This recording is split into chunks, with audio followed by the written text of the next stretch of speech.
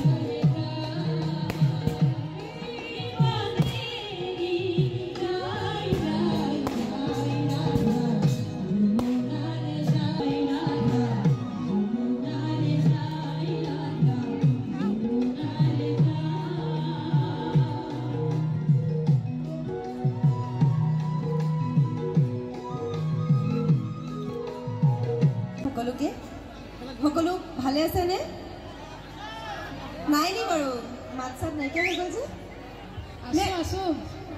কোনে মাইকত কৈছে ভাল লাগিছে বহুত বেছি ভাল লাগিছে কাৰণ ইমান ৰাইজ মই এতিয়ালৈকে ৰাস কৰিছোঁ মই চাগৈ ইয়াতহে বেছি ৰাইজক দেখিছোঁ মানে ৰাইজৰ যিটো ধৰক সংখ্যা ইয়াতহে বেছি দেখিছোঁ আৰু মোৰ খুবেই ভাল লাগিছে সকলোৰে মৰম দেখি মানে সকলোৱে মোক মৰম কৰে সেইবাবেই তেওঁলোক দেখিছে গতিকে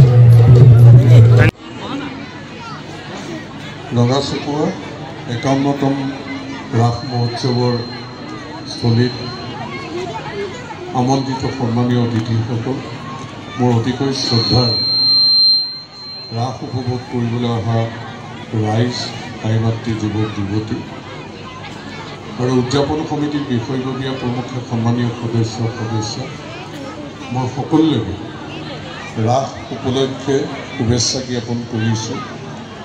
আৰু ৰঙাচকুৱা এই অঞ্চলটো বিভিন্ন জাতি জনগোষ্ঠীৰ মানুহৰ বসতি স্থান। গতিকে ইয়াত সকলোৱে মিলি যি ৰাস মহোৎসৱ আজি ৫০ বছৰ পাৰ হ'ল, ৫১ বছৰ ভৰি দিছে।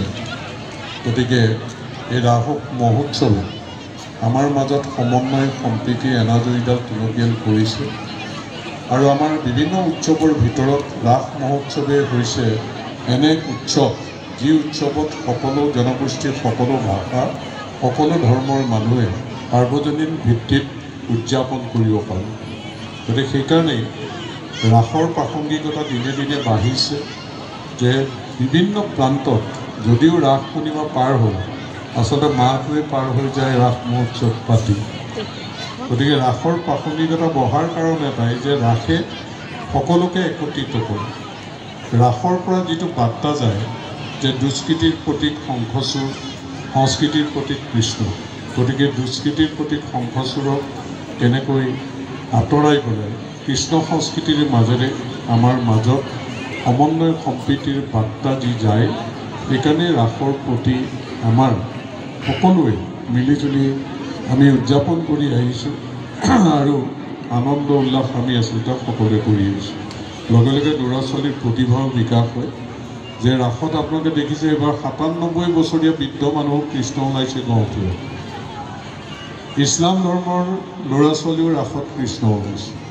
যে ৰাস এনেকুৱা এটা উৎসৱ যিটোত বৃদ্ধৰ পৰা শিশুলৈকে সকলোৱে মিলি পেলাই এই মহোৎসৱ বা ৰাস উদযাপন কৰিব পাৰে।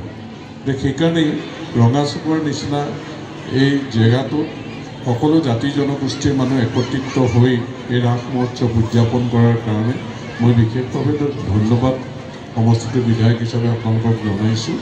আৰু আজি সুন্দৰভাৱে ৰাস ভাগ উদযাপন হওক। মোক যোৱাকালিও আমন্ত্ৰণ জনাইছিল, যোৱাকালি মই গুৱাহাটীত আছিলোঁ বৰাইলৈ। গতিকে সম্প্ৰতি ৰঙাচকুৱা সাৰ্বজনীন ৰাস মহোৎসৱ উদযাপনৰ বাবে আটকধুনীয়াকৈ সজাই পৰাই তোলা দেখা গৈছে।